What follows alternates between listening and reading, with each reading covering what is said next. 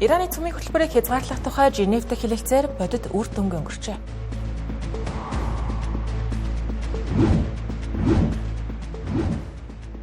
Орос Украины дайныг эзлэх хэлэлцээр үргэлжилж байгаа ч байр дайны ирж сулрахгүй байна.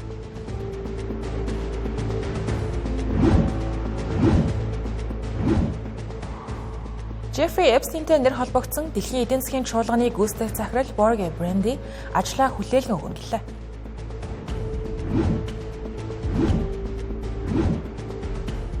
Хятадын коммунист нам дэвсэт хүчний 9 албан тушаалтныг төлөөлөгчдийн бүрэлдэхүүнээс халсан байна. Оройн үзэгчтэй Тэнгэр телевизийн оройны гадаад мэдээний тайм хөтөлбөр эхэлж байна. Бид олон улсад болж байгаа онцлог мэдээллээс таймлал өргөнө.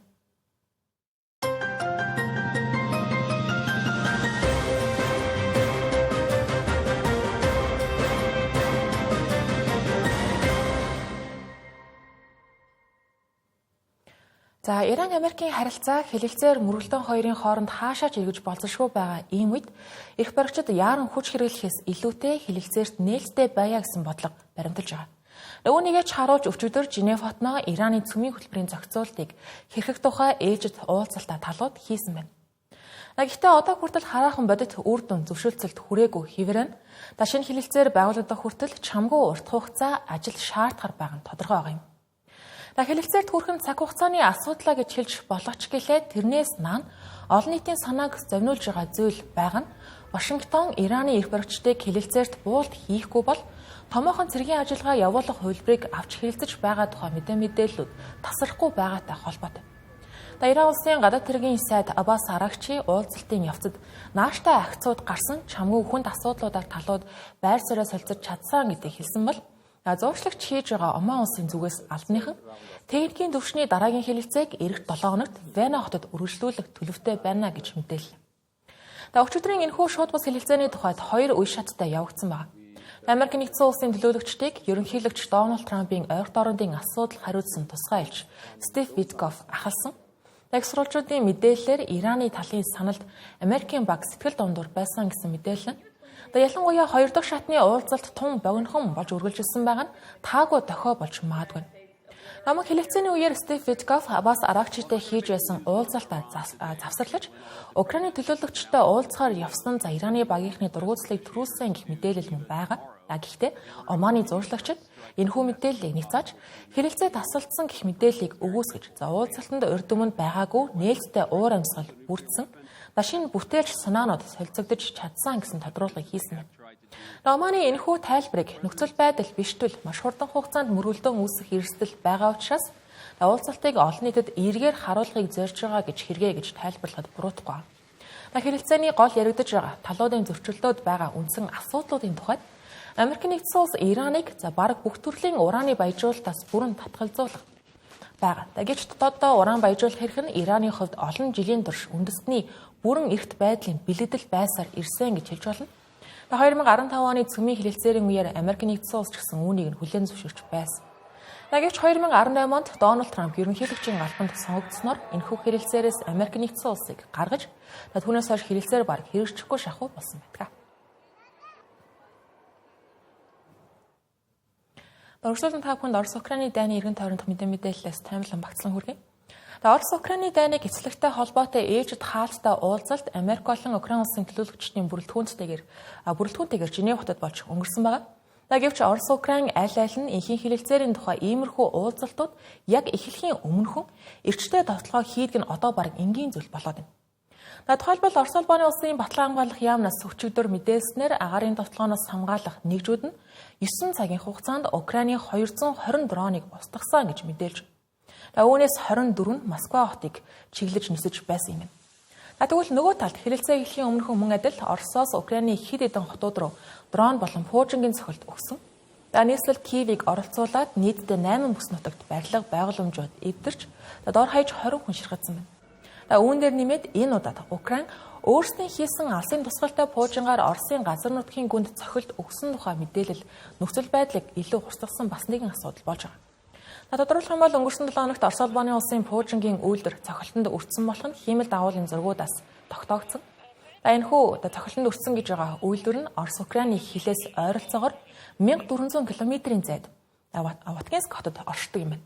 Украины тал энэхүү ажиллагааг дотооддоо үйлдвэрлэсэн FP5 Flamingo гэх нэртэй пуужингаар гүйцэтгэсэн гэж баталж хэлсэн байна. Хиймэл дагуулын зурагт үйлдвэрт ноцтой хохирол учирсан байгаа нь харагдана. Үйлдвэрт Икандер пуужинг үйлдвэрдэг байна. Икандер пуужин Оросын дэвсгэр хүчний гол тактикийн пуужингуудын системүүдийн нэг байна. Мөн мэдээллийн төгсгөлд энэхүү Женев хот дахь уулзалтын тухай товч мэдээлэл өгөх юм бол дараагийн 3 талд энхийн хэлэлцээний бэлтгэлийг хангах зорилготой уулзалт байсан. Гэхдээ Оросын талаас төрийн тэргүүдийг нэг дор цуглуулж хэлэлцээ хийх шаардлагатай болбол тэр нь энхийн хэлэлцээр эзэслэгдэж батлагдах үед л тохионо гэсэн байр суурьтай байгаа учраас ойрын хугацаанд 3 талд уулзалт болсон байсан ч энэ нь ердөө талуудаас томилогдсон төлөөлөгчдийн хоорондох уулзалт байх магадлал өндөр байна. Өчигдрийн тухайд Америк нэгдсэн улсын ерөнхийлөгч Дональд Трампын тусгай айлч Стеф Витков болон түүний хүргэн Жаред Кушнер нар Женевт Украины үндэсний аюулгүй байдал баталгаангаалах зөвлөлийн тэргүүн Рустем Умеровор ахлуулсан төлөөлөгчтэй уулзсан байна. Уулзалт нийтдээ 7 цагийн турш үргэлжилсэн байна. Бэлгийн үйлчлэлийн гэмт хэрэгтэн Жеффри Эпстейнтэй нэр холбогдоод байгаа дэлхийн эдийн засгийн чуулганы гүйцэтгэх захирал Борге Бренди сайн дураараа огцорч байгаа гэдгийг өнөөдөр зарлаа. Тэрээр 2017 оноос хойш тасралтгүй 8.5 жилийн турш энэхүү албан тушаалыг хашиж ясан хүн байгаа юм. Гэвч албандаа томилогдоод удаагүй байхдаа тэрээр Жеффри Эпстейнтэй 2018-аас 2019 оны хооронд нийт 3 удаа уулзаж ажил хэргийн зорилготойгоор хоол эзэн гэх мэдээлэл Америк нэгдсэн улсын хуульзан яамнаас ил болгосон баримтууд донд гарч ирсэн байна. Дэлхийд дахинд олон улс оронд Эпстейнтэй нэр холбогдсон хүмүүсийг нэг бүрчлэн шалгаж хариуцлага нэхэж байгаа. Дэлхийн эдийн засгийн чуулганы тухайд өөрсдөө энэхүү хэрэг дээр бие даасан хяналт шалгалтыг явуулж эхлэдэг байгаа юм. Борге Брендигийн огцрогтой холбоотой дэлхийн эдийн засгийн чуулганы албан мэдэгдэлд Жеффри Эпстейний нэр огт дурддаг байна. Мөн мөрдөн шалгалтын дүгнэлт хараахан гараагүй байгаа. Одоогоор мөрдөн шалгалтын хүрээнд тэднийг 3 удаа хооллож, үүнээс гадна зурвас, мэйл бичилцэж байсан гэдгээс өөр нэмэлт мэдээлэл одоогоор байхгүй. Гэсэн хэдиж Борге Бренди хэвлэлийнхний өмнө яриа өгөхдөө Эпстейнтэй холбоо тогтоож байсандаа харамсаж байгаа.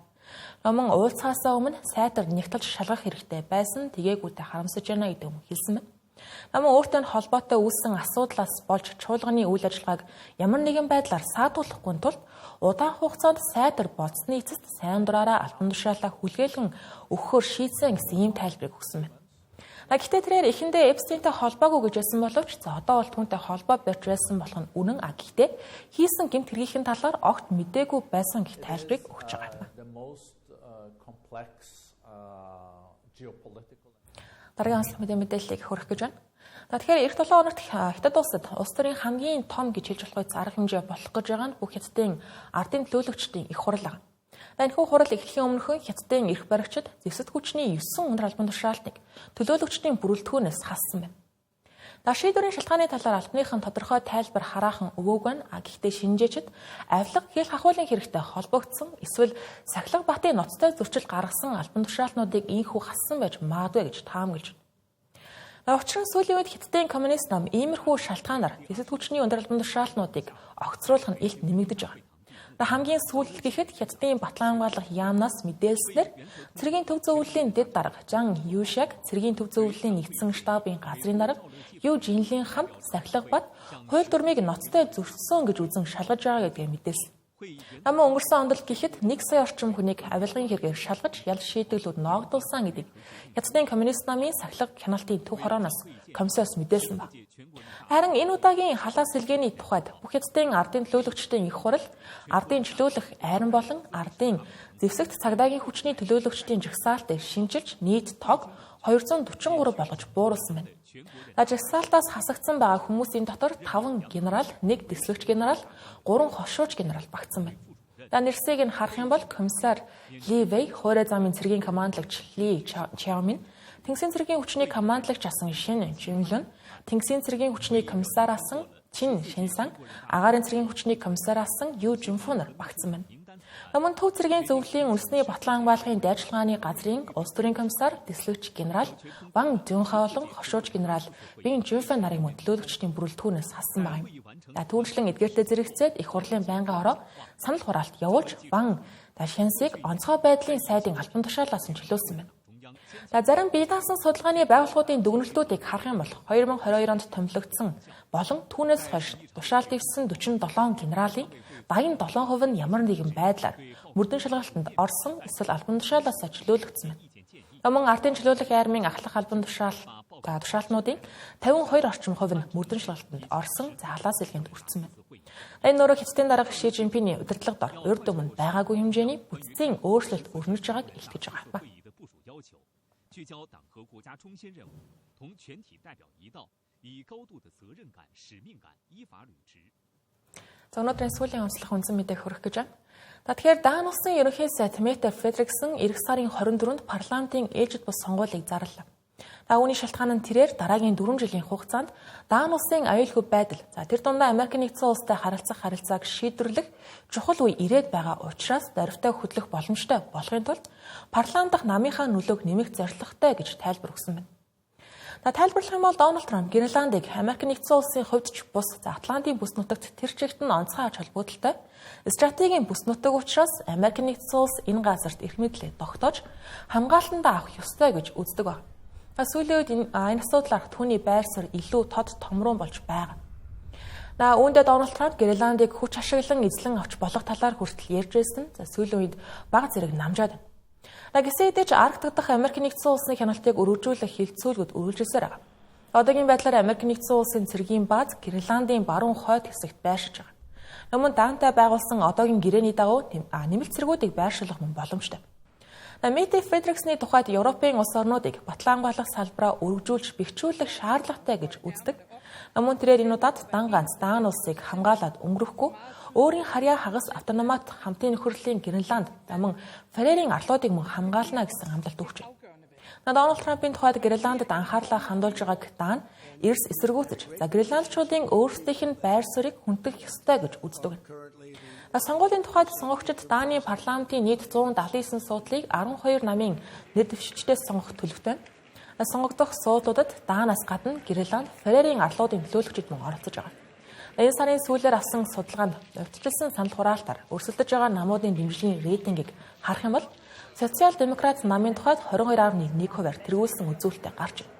Үүний араас социалист ардын нам 12.1%, баруун либерал нам 11.2%, либерал холбоо нам 11.1%, Дааныг ардчилсан нам 9% дэмжлэгтэй байгаа юм.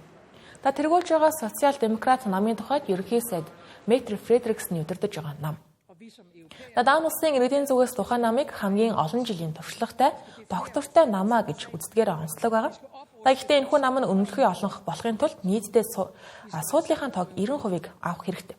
Одоогийн байдлаар эзэмшиж байгаа 50 суудлаа 2 дахин нэмэгдүүлэх шаардлагатай болж байна гэсэн юм.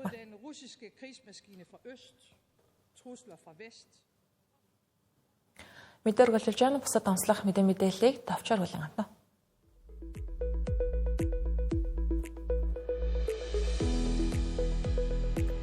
Билл Гейтс өөрийн үүсгэн байгуулсан буйны байгууллагын ажилтнуудаас Жеффри Эпстейнтэй холбоотой асуудлаар өөрчлөлт хүсжээ. Тэр мөнгө гарагт болсон Гейтс Фаундейшны дотоод уулзалтын үеэр өнгөрсөн хугацаанд гаргасан алдаа нь байгууллагын ажлын нэр хүндэд сөргөөр нөлөөлсөн гэдгийг хүлээн зөвшөөрсөн. Гэхдээ Жеффри Эпстейний гэмт хэрэгт хамтран оролцоогүй мөн тухайн үед тэдгээр гэмт хэргийн талаар огт мэдээгүй гэсэн тайлбар өгсөн байна.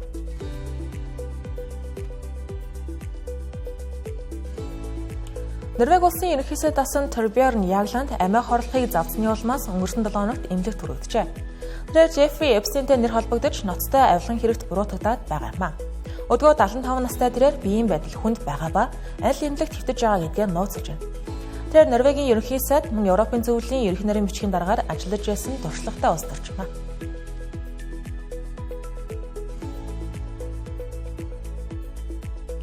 Их Британи улсын ерөнхий сайд Кир Стармер Жеффри Эпстейний хэргийн улмаас доддоо улс төрийн томоохон сорилттой тулгарч байна. Английн баруун хойд хэсэгт болох нөхөн сонгуульд Кир Стармерийн хөдөлмөрийн нам ялагдах эрсдэлтэй гэж шинжээж үзэж байна. Сонгуул болж байгаа газрууд болох Гортон, Дентний тойрог өнгөрсөн зууны туршид ихэнхдээ хөдөлмөрийн намын гишүүдийг сонгож ирсэн боловч одоогоор Кир Стармерийн рейтинг түүний томилсон элчин сайд Эпстейнтэй нэр холбогдсны улмаас энэ тойрогт огцон буурсан байна. Хэрвээ ялагдал хүлээх юм бол энэ нь ерөнхий сайдын зүүн баруун жигүүрийн сонгогчдын дэмжлэгийг аль алиг нь алдагдж байгааг харуулсан дохой болох юм.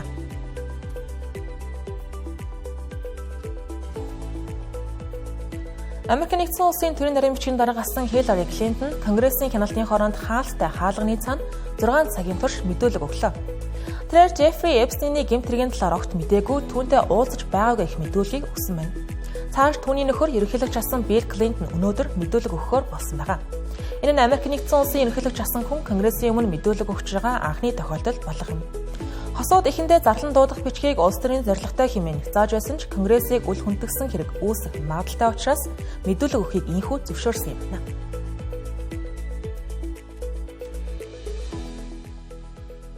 Би та бүхэн мэдээллийн төгсгөлд Жеффри Эпстейнтэй холбоотой гарч байгаа мэдээллүүдээс багцлан хүргэсэн байгаа. Анхаарлаа хандуулсан явдал баярлалаа.